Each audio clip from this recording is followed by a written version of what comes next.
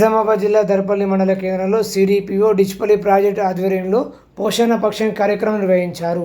ముఖ్య అతిథిగా దర్పల్లి ఎస్ఐ రామకృష్ణ హాజరై మాట్లాడారు.